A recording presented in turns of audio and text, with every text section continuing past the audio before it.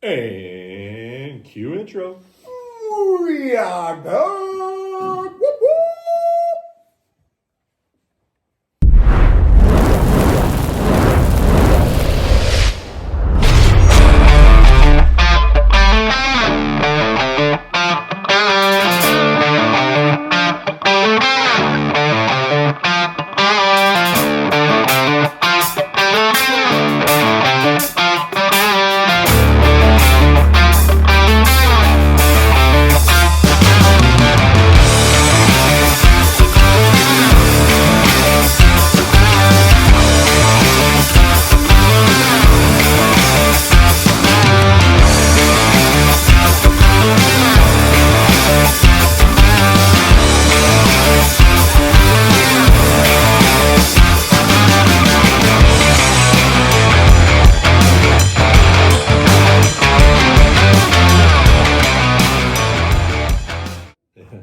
All right.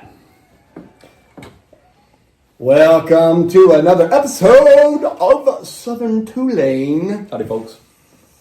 I am Randy B. And this to my right is DJ Seaway. self-proclaimed better looking of the group. Yes. Very handsome. Thank you. Allison says so. Mm-hmm. And on the far right, Bucko. Buck Owens. Buck Owens. Yeah. Hadn't been here for a minute. Well, we haven't done one for a little while, so we've been gallivanting around. Mm-hmm. Yeah. How long has it been since you used that word? Doing motorcycle shit with our motorcycle friends. Motorcycle stuff. I wish I had a motorcycle sound right here. Yeah. Potato. All right. So we are packed. We have so much information and so much stuff. We are going to start from a ketchup perspective, or mayonnaise and mustard. Hang on, I got it right here. I got it. There we go. Oh, I was looking for a. Don't know. I don't think. Do I have that? No, wrong one. Ooh. Yeah, that's what we needed. Back that up. There we go. All right. So 2 weeks ago, 3 weeks, 4 weeks ago, 3 weeks ago. It's been a minute. It has. Yeah. February 22nd weekend. Uh-huh. You and John went to. Me and Big John headed to Milwaukee, Wisconsin for MaMa Tribe. The motherland, the mothership, as John likes to say. Yeah. Man, it was a good trip. We had a good time. Headed out. Drove up, right? Yeah, we drove. We drove, took my son to school, and then headed north, which put us in Bowling Green, Kentucky about lunchtime. And as we were thumbing on our phones, of course, John did that part while I was driving. So as John was thumbing his phone, trying to find where we were going to get a bean, we stumbled across the Stingray Cafe. Yep. Oh, yeah. Stingray Cafe. And I said, when in Rome, right? So we stopped at the Corvette Museum, had lunch, and did the tour of the Corvette Museum on the way up. That was pretty interesting. Yeah, was that It was a good trip. I've passed that building. It's right off I-65, right? Right, yeah. I've passed right there. that a million times. I used to live in Indianapolis, so when I'd come home back to Alabama, once a month, I pass by it every time, and I've never stopped in. Is you saying it's worth it? Oh, yeah. Okay. Yeah, definitely. Of course, this is into February, right? And there's we had been watching the weather coming into this trip, and there was a snowstorm, I guess, that was going to hit about the Tennessee line up into about Indiana. We expected to be driving through snow. So, there was several inches of snow on the ground. So, there's nobody running around the track there. But museum was open, and we got to go in and do the tours and drive the simulators and all that stuff. It was cool. That is cool. The simulators. So you get to pretend like you're driving a Corvette. Right. So let me ask this. I've heard rumor that there is a car on display there that was built by employees who smuggled out parts. That's Johnny Cash. Yeah, that's a song. That was a 51. 51, 52, 53, 54, Yeah. 55, 56, Yeah. 57. And I went in and stole the Yeah, grill and well, the bumper, and I got the grill, and I got a little cigarette lighter, and I brought it in the seat, steering wheel, and the lunchbox. They did pretty good. That was pretty good. I didn't see that car. There were a lot of cars there. We took in a lot of information. The tour guide there was definitely passionate about his job. Man, a wealth of knowledge. Is that the one that says, "Excuse me, sir, you can't go that direction. Stay in line with the group"? No, I mean, this guy was pretty Okay. solid. He just dug Corvettes, man. So you walk out of the cafe into the museum, and there's like this showroom, and there's these cars lined up that are roped off. All of them were new-ish. They weren't all like brand spanking new, but I thought that was just part of the museum, right? Mm-hmm. And then as we start walking down this aisle in the middle, you realize that there's this salesperson-esque person, right, with these people showing them this car. Well, what I found out was that was the museum experience, which is a line item. If you're ordering a Corvette, you can have it delivered to the museum. They set you up with a specialist. They detail the car. They put it in the showroom. They walk you through like one end to the other, show you Wow.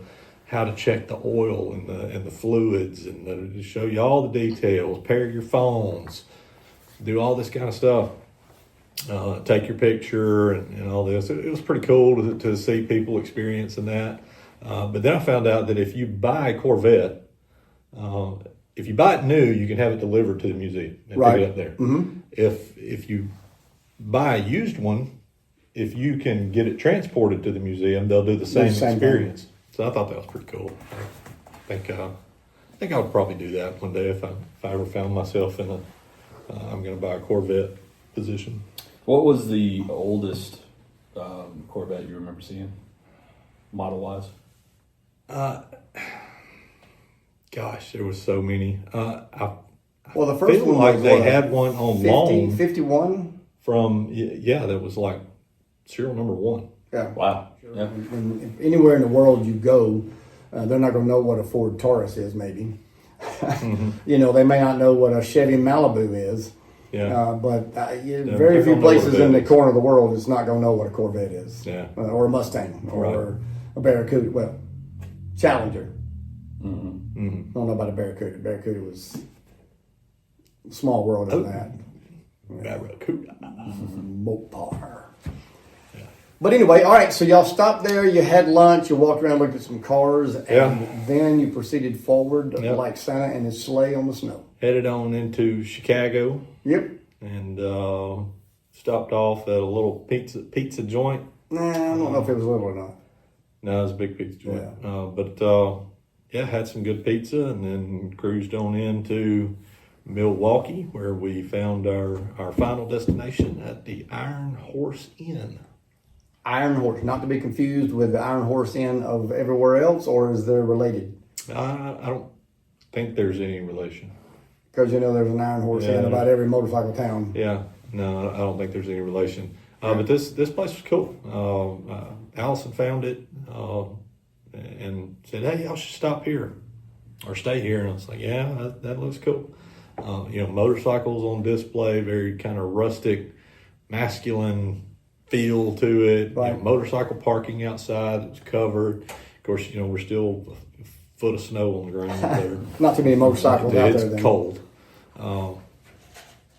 But yeah, So it's in recommend if you're going to Milwaukee and can book it early enough. It's not a huge place, so right.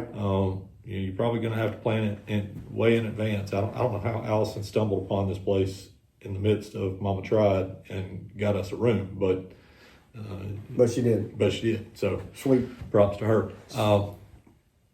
But yeah, we get there and you walk in. There's like 3 tattoo artists in the lobby of the hotel. That's cool. I mean, it was interesting. So in its environment, would you say that hotel would be similar to the hotel that's in Deals Gap? It's just, you wouldn't stay in it anywhere else but where it's at. Right. Probably. Well, I don't know. I mean, it was a really nice hotel. So Okay. nice bar, not a restaurant. The restaurant wasn't open when we were there, so I guess part of it was we had breakfast there one morning. But during our stay there were people having parties there that were not there for anything related to motorcycles. There were people having weddings there that were there for Right. just a wedding. It's just a cool kind of vibe, I guess, there. Yeah. And you know, we looked out the window of our room and you see Harley's campus, you know, with their museum and all that within walking distance. So, you know, if you're headed to Milwaukee for the homecoming, or you're headed up there to see the museum, I recommend staying there. Cool. Yeah. All right. So y'all were there, and your first night was that Thursday. Y'all arrived Yeah. late Thursday. What time did y'all get there? Oh gosh, it was. I mean, I looked at you guys a couple times, and I was like, they're going. I mean, we're talking midnight. Now I don't know if you actually got there at midnight, but I mean, it was probably close to it. We certainly didn't get in a hurry. There was nothing going to happen in Milwaukee that night. That there was a kickoff party for MaMa Tried. They advertised, you know, that it was free beer till the keg ran dry, but you know, we knew we weren't going to make it there before the keg ran dry. So 15 minutes. So we didn't, you know, we weren't trying to, As a to 5 gallon rush bucket, there it wasn't and get a there. keg. We didn't have anything planned until the next day, so it didn't make any difference to us whether we got there at 8 p.m. or midnight or Sure. 2 a.m. So, yeah, just took our time, made our way up there. Friday morning, we got up, had breakfast at the hotel, and then went over to the museum, did our museum tour, the Harley Museum. Right. It was pretty cool. There were aspects of it that were great. Right. Some of it was underwhelming. Now, is that because it was there, you know, like in the mothership's world, or just in general? Just in general, I don't know. I mean, a little bit of love lost for my tour guide there. Later in this story, we'll talk about going to Milwaukee's brewery and doing the tour there. Okay. Let's go ahead and touch on this because it's going to maybe help Bring it in. here. So we were going to go to a Harley dealership, right? So I get on my phone and just type in Harley Davidson. One or two in the area. Yeah, one or two in the area, and I find one, and I thought I hit the right button on my phone. Apparently, my big fat fingers hit something else, and we went to Harley corporate. Oh. Okay, well, not much to see there, and you're not gonna see anything Paper if you can't pushers. get past security. So, but like across the street from that is the Milwaukee Brewery, Okay. and I'm like, well, I mean, We're when here. in Rome. Why would we not stop, right? We are here. I've been known to appreciate Sure. a Miller Lite. So, we don't have anything else to do. We've already done the Harley thing. We don't have anything else, you know, MaMa Tried related until later on. So, let's check it out. So we go, and of course they've got tours, and so we get this tour guide. I don't know how much they're paying that dude, but it ain't enough. Mm-hmm. Like, he's fresh out of college, and he's there for the free beer and the entertainment. Like, I mean, Does he have a few on it. before his shift start? He knows yes. So, I mean, he drinks, and so the cool thing about this place is they have a bar there for the employees. So they everybody gets off work when their shift's over, they go to the bar, Okay. and they drink for free at the bar. Wow. And then I think he said every couple weeks or something they bring in entertainment and have a social night or whatever. So, you know, he was like, hey, I mean, I was in college and this kind of came along, and I was like, well, I was enjoying drinking beer in college. You know, I figured, why not? Professional Good for beer a drinker. living. So, yeah. he Get a degree in knew that. he knew everything there was to know about it, and enjoyed his job, full of energy, just good guy. So you take Anything y'all recall from what I just said about that guy and take the opposite of that, and that's what we got at the Harley Museum. Oh, nice. So this guy was, he worked in customer service at Harley for years and retired from being a customer service rep. And they said, well, I mean, you know, you've had good reviews and you've been nice to people on the phone. And you ride a Harley now. So how would you feel about leading museum tours? Okay. So, I mean, that like he's taking a the nice walk? guy, but I really felt like, y'all, there was a guy, God, wish John was here. There was a guy going through the tour with us that when he decided to go to MaMa Tried, like, and this is a chopper build, right? So, I mean, this guy went back decades.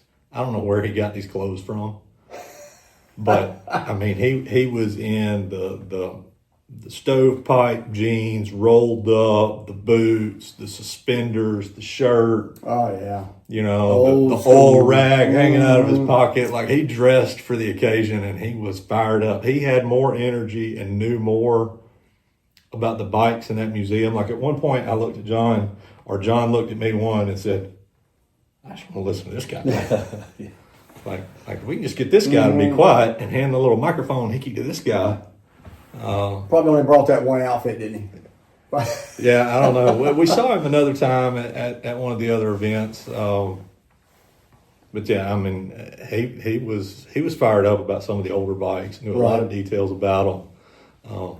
At one point, he was arguing with the tour guide because the tour guide was telling us this bike was a this, and he was like, "No, it wasn't a that because they didn't use zinc-coated bolts that year. The zinc-coated bolts didn't come till the other year." Because 5 years later, 1940. So yeah, it was. Man, hardcore. It was interesting, but yeah, I was underwhelmed by our tour guide, to be honest. But there was some cool stuff. I sent y'all some pictures. You did. The part of the tour is getting to go into the vault, and that was probably the highlight for me. There, some people like some of the older bikes, and they've got some cool stories, and it just, that doesn't move me as much. Right. But going into the vault was cool. What's in there? So basically anything Harley thought was cool. Like here's a, we need to hold on to this. What do they call that? So they just hoarded anything they thought could be of significance, value, or you know, this is the first year of this, and they put it in the museum. yeah. So that was cool, and I mean, they're just stacked in there, just as far as your eyes can see in this room. They're 5 high, 20 rows deep, and most of them are right off of the assembly line. So Yeah. it'll be like the first Rushmore street glide. You know, has some significance. Box it up, send it to the museum. Wow. So that was cool. You know, the old FXRs, the V rods, and you know, anything you can think of that were, you know, not just the run of the mill Right. bike. They hoard one in the museum. So Well, you sent and I don't know if these were in the museum, but you sent the pictures of the fuel tanks, and Yeah. I thought that was pretty cool. So what was the significance of the fuel tanks? Was there one there from every bike that ever built, one every paint scheme? no, What was I think the- those were ones that Willie G had done, Oh, okay. that he had designed. Okay. You know, if it was just a special paint scheme or color combo or something, and it just it illustrated a progression over the years. I was trying to find if I could see in here. I don't think you sent them in this group. The fuel tanks, but that I thought that was pretty cool. Yeah. Kept waiting for you to find the Mako and send it to me, but There was no Mako. There was no. There weren't any that. I mean, when Willie G Yeah. was designing stuff, they really, I don't even know the CVOs were. I mean, they didn't come out till what, 99. So, Something like that. I mean, you know, his time was 60s, 70s, and 80s. So there was a lot more Dyna type stuff. Yeah. It was interesting to hear. I think they said it was 17 years after the first Harley Davidson was made, they decided that they might need to start holding on to some. I did read that, yes. And so they started trying to backtrack and buy. I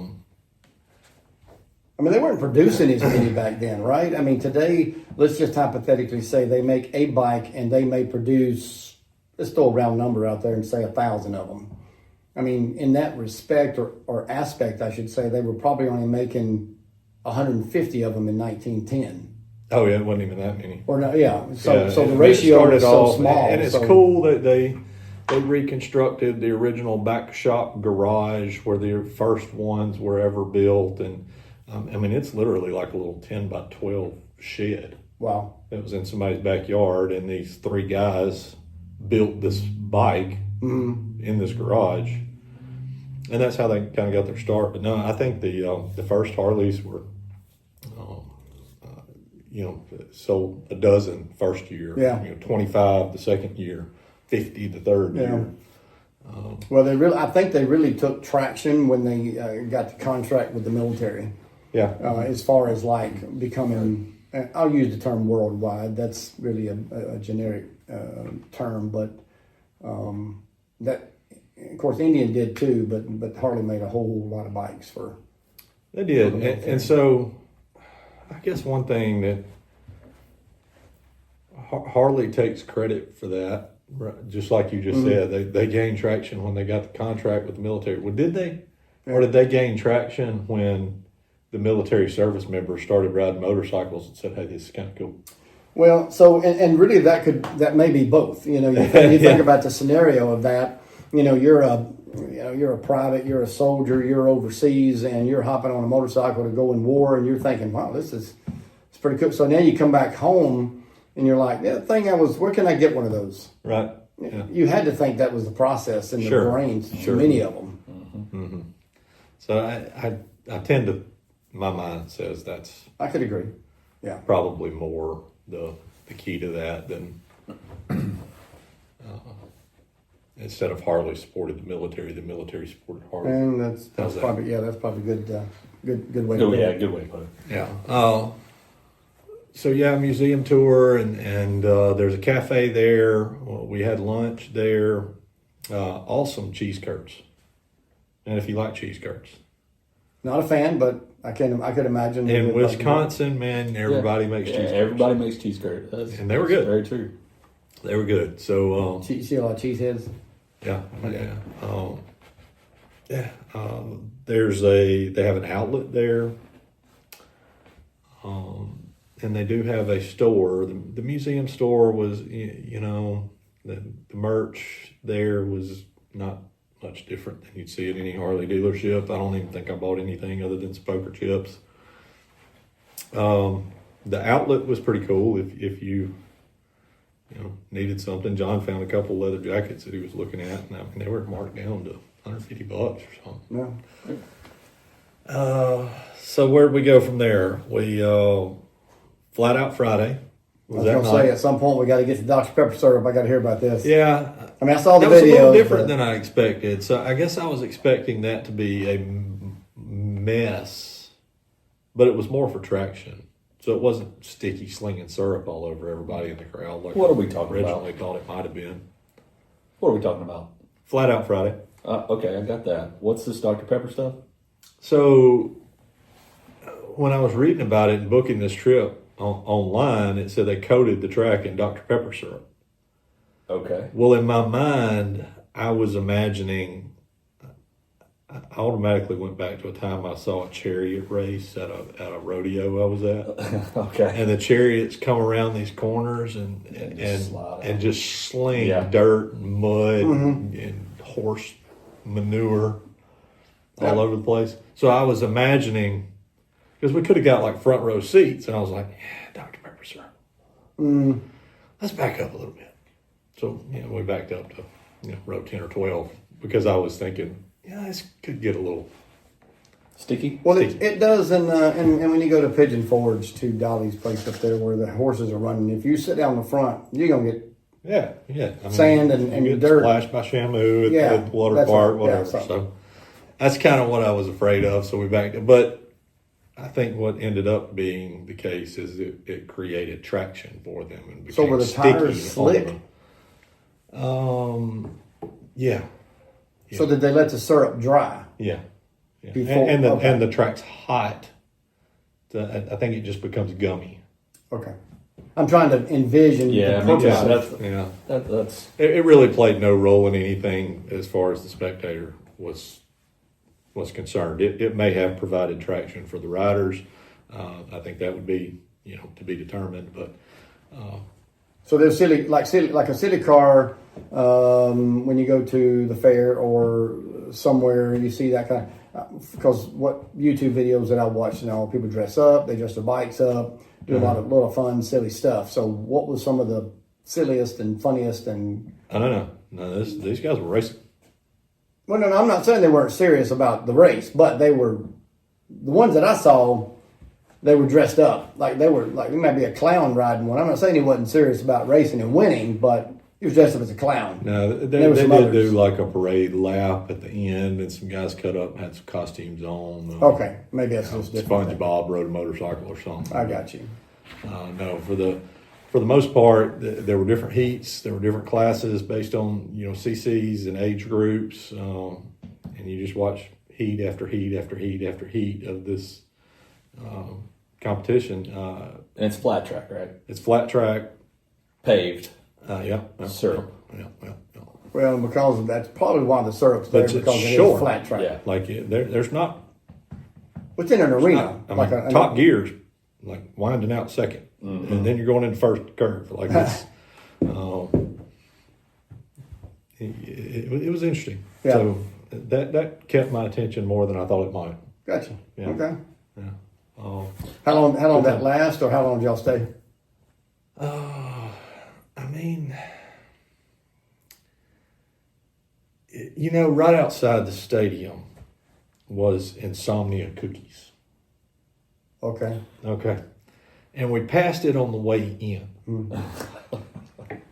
and thought, been a minute since we've had Insomnia Cookies. And so we were kind of anxious to get back to Insomnia Cookies. So we left a little earlier than we probably should have Because you wanted because fat kids Insomnia like cookies.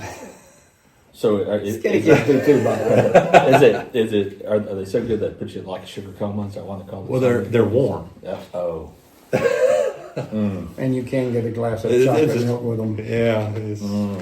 No, in all seriousness, we did go get cookies, but I don't know. We left out of there at 9 or something, and we Yeah. stayed there a couple hours. And Sounds like I need to go to Milwaukee. yeah, I mean, it was fun. So that pretty well wrapped up. Hey, that night. let me ask about Flat Out Fridays. Do they Yeah. do that?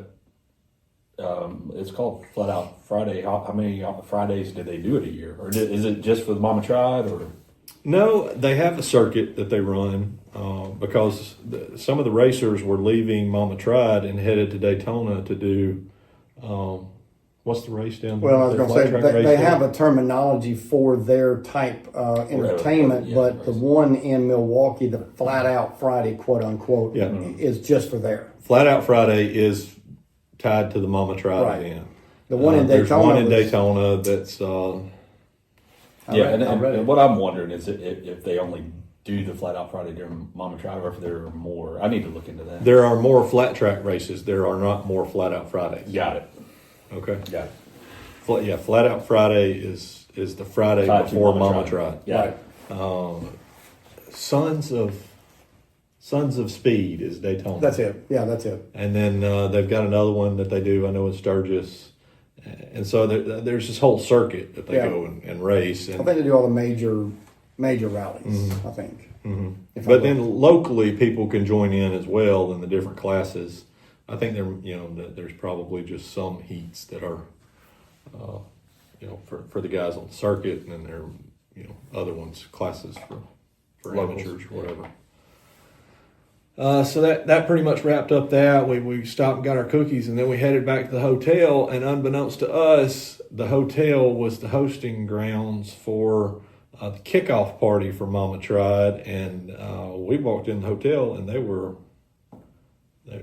having a good old time in there, man. There were DJs, and apparently anybody that makes a motorcycle was hanging out at the Iron Horse. DJs playing music and people dancing and cutting up, and That's all it. that Just stuff. real quick, that's the Sons of Speed stuff, and I mean, got a little website there, but yeah. I saw somewhere they showed their schedule. So Tennessee Jam, like I said, they were in Daytona. They'll be in some of the other. But anyway, yeah, it's a pretty big circuit, and you know. Mm-hmm. And then they outside the hotel, there's like this little island in the middle, and the hotel parking lot makes a loop, right? So they cleared out the parking lot, which is that part is usually reserved for valet. So they emptied that part of the parking lot, and then they had motorcycle races around that island in the hotel parking lot. So we stood out there freezing cold. God, And they were like golly, little cold. Groms or monkeys or something, weren't Yeah, they? They were little small. I don't know if they were all the same or not, but you know that was a hoot because the Flat Out Friday, there there's a lot of kids. There was whatever, but back at the pre-party, Less family friendly. it is a little. I'm not going to say it wasn't family friendly, but Gotta have your attention if you're under the age of 21. yeah, Please leave the these guys facilities now. ride motorcycles. They were a hoot to watch, man. They were ramping little homemade ramps on. Yeah, these I saw little that. It bikes. looked like stuff I had in my backyard when I Yeah, was young. I had yeah. a bicycle and the dirt you know, bikes. This guy's just hammering down on this bike. It's like Whee! 100 cc's or something. Top speed's probably 12. Yeah. Buddy, he's trying to get to 15 as hard as he can and hits that ramp, plows into the snow bank on it. Yeah. It was a trip. Man. Well, you remember the bikes like that back in the day. A lot of those smaller ones didn't have gears. It just had one. Yeah. It was stopping up. That was it. There was no, and those were the kinds kids had, little kids had, and they would perform stuff like that. Yeah, well, these a lot of these were. I sent you a picture of them. Stouts. Yeah, Stout yeah. motorcycle. They're like $3,000 or $4,000 new. But yeah, those guys were having a blast. I Well, see, that started to ask one if I could just take one for a real drive in the parking lot. Well, that's one of those where, and we've talked about this before, and John, matter of fact, in the text group the other day said it's something like, should I feel guilty or is it bad of me to want one? Talking about the Groms and the monkeys, and I'm like, if I had one, my same with any bikes that would be fun at places where we go to. I guess my riding to these events would become limited because I'd want to take them all. There's Grum and monkey groups that ride down Main Street in Sturgis and Daytona, and you could hook up with these guys and ride a day on the monkey, ride on the Grum, and then hook up and ride on the cruiser, and then hook up and ride with the bagger. I mean, you'd have to have a trailer to take them all there. Sure. But that would be cool from the aspect of the funness of it. I'll use that for the Totally agree. Yeah. So, I wrapped that up. We did. We hung out there, and we were on the 6th floor of the hotel. There was a conference room or meeting room up there, and there was a family having I don't know if it's a wedding party or an anniversary party or something, but they were having a party. That got kind of annoying because they didn't shut their music off till about 2 a.m. And it really wasn't my genre of preferred music. I wasn't invited to the party. That's the biggest thing. You weren't invited to the party.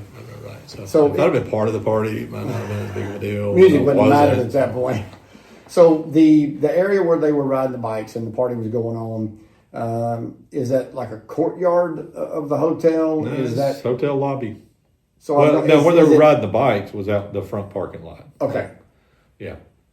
but then you had a big lobby inside, and that's where Okay. Everything was going down. Okay. Okay. So that was good times. Got to hang out and watch and spectate, people watch and all that kind of stuff. Always fun. The next day was when we went to the Milwaukee brewery. That was cool. If you're Milwaukee, yes, my lovely friends at Miller. The Miller Brewery. If you get the chance to go up there, check that out. You recommend that? I do. It was interesting to me to see, like they had this old,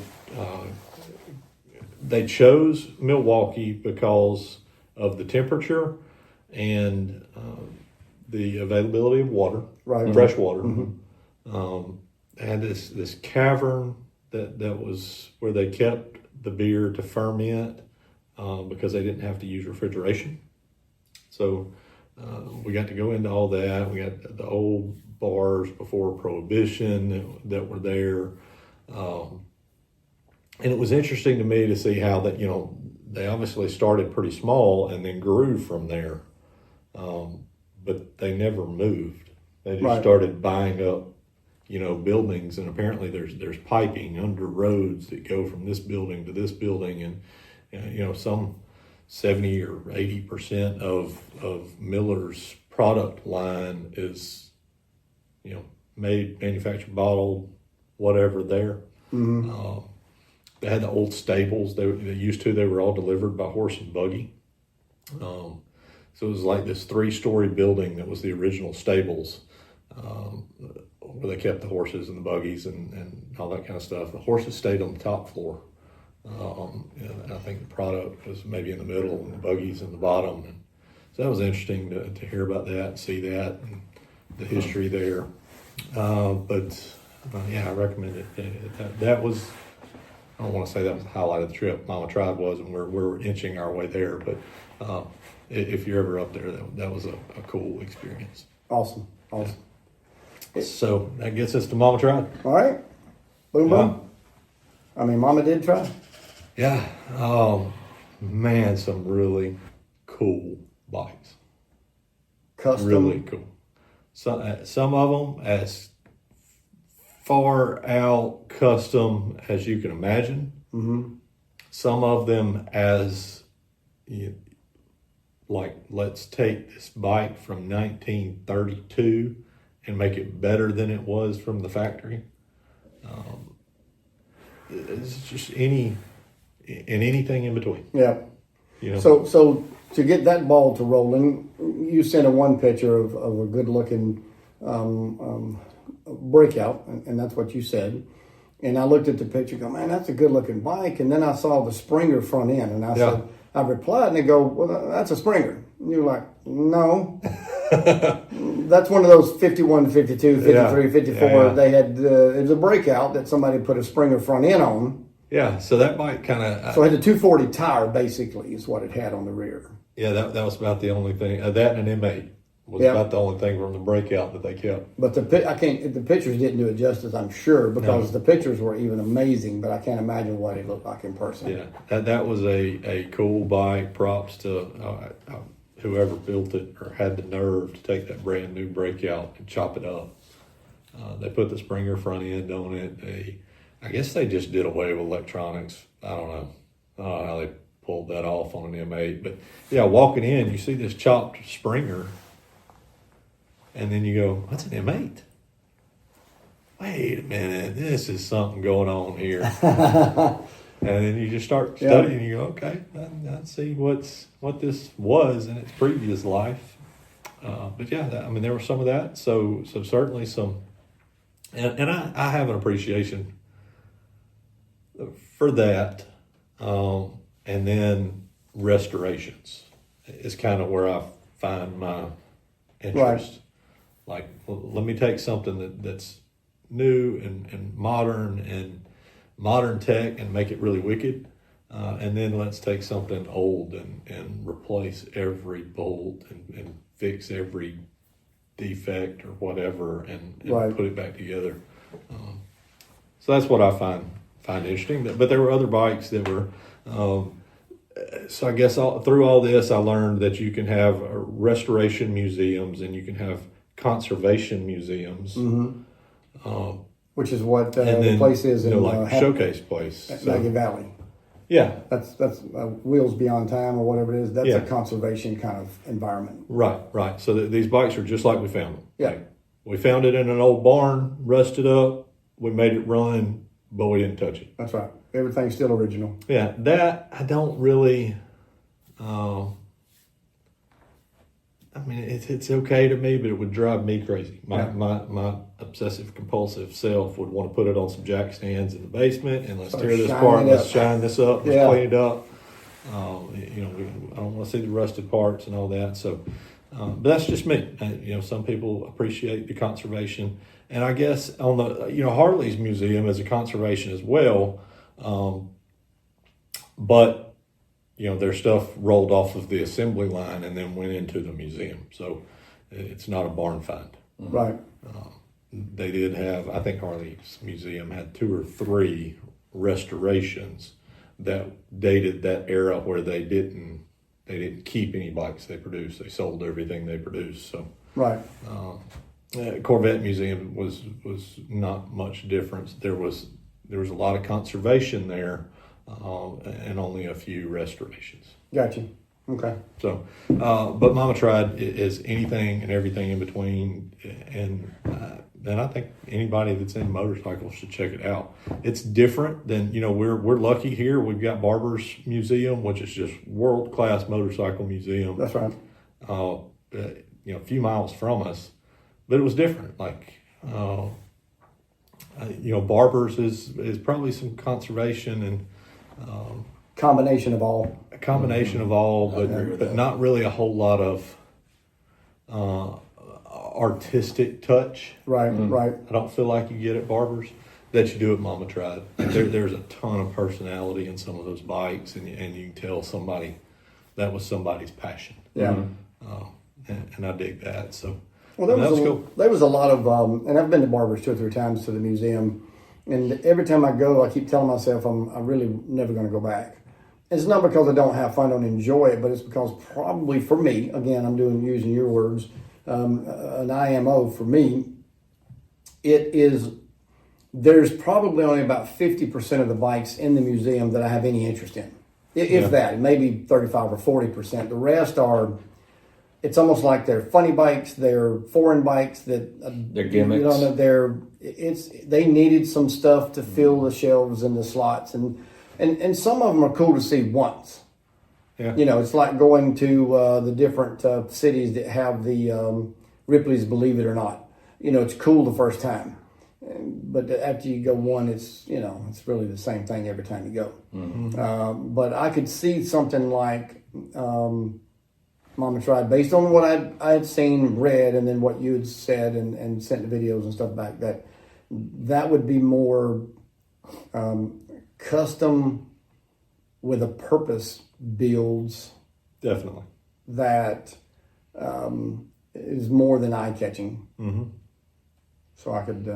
for that reason, probably even alone, not including everything else you guys discovered and did, I would probably be interested in going. So yeah.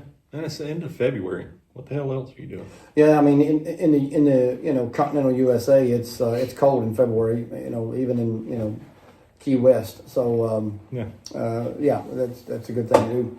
So wind it down for us. You guys stayed a little through Sunday. You did the MaMa Tried. Yeah, we went back Sunday. The MaMa Tried again. One thing about Saturday, it was packed.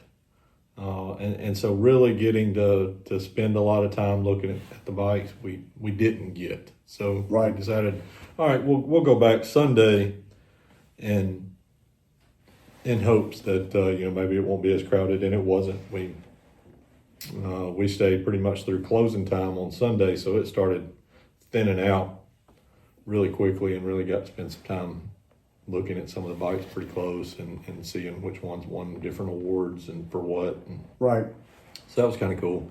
Bought a little bit of merch there. And you said the staff, because Sundays, like rallies and everywhere else, the customers, for the most part, have all left. Unless they're local or not leaving until Monday. Right. They probably all left out sometime before 12 noon. Mm-hmm. So you said that the afternoon consisted of what? They had a couple of giveaways. They were doing door prizes and things. They went through those, announced the winners, took pictures with the bikes that won the different classes. Right. But the workers and the employees kind of, you Oh said, yeah. had So we head back to our hotel, and they had their Right. after party at the hotel, or after. I guess it was, Event or whatever. It wasn't near as much of a party as the night before. Sunday but night's they're- never as they're good as winding Saturday. Mid party, down. after party. That's right. Yeah, their sigh of relief, they were done. But those guys, they put a lot into that, and props to them. I had a good time. I'd go back. So yeah, they were having their dinner there and whatever. We hung out at the hotel and Yeah. had a few beers and just unwound a little bit. And then next morning we got up, headed back. Come on back to Bama. Did have some good stuff. Went to a restaurant. I can't remember the name of the restaurant. John probably would. But it was a very authentic German food. Right. And it was cool. Cool. Similar to maybe what we had in, where was that place we were at? Helen? Helen. Yeah. Yeah. Yeah, that was good. Just a little, I felt like this was a little higher end and a little more authentic probably. Sure. But it was good. Cool. So some good food, some good times. We Doing motorcycle. motorcycle shit with your motorcycle friends. That's right. That's right. Sounds like a blast. I'd be down for going. Fantastic. Well, I'm glad you guys got to go, and yes, I definitely would love to have went. Same. And maybe next year we can make it happen. Maybe we can put a rolling RV together and run up there and check it out. Sure. But in the meantime, Mr. Chris down there, what we got on our social media world for everybody to go look at? So everybody knows we're on the YouTube, obviously, Facebook, Instagram, TikTok at Southern 2 Lane. Southern 2 Lane. Southern Tulane. Yeah, and we put some content out there recently. Stuff has gotten some views. We'll maybe talk about that on the next episode when we discuss some Daytona. Sounds good. Sounds good. Yeah, we've been to Next episode, get into Daytona. get into Daytona. That's right. Daytona never disappoints. There's a lot of consistencies down there that you see every time, but you always, again, doing motorcycle hill, your motorcycle friend. So, but it's the first rally of the year, and it's always good to get out and ride. But I'm gonna tell you right now, we needed some extra clothing on that trip. Mm-hmm. We'll discuss that on the next one. In the meantime, God bless you. Hey, say something kind to somebody. Don't forget. What was I going to say? I have no Oh, idea. man, I just had a brain fart. Don't forget. Check us out. We love you. God bless you. See you next time.